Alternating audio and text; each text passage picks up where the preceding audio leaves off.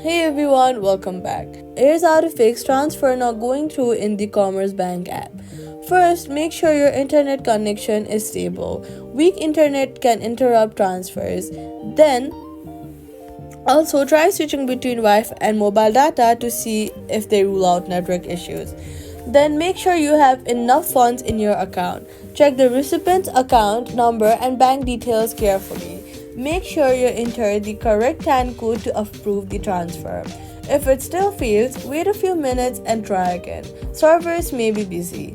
Then, head over to your app store, search for the app, and update the app to avoid the technical problems.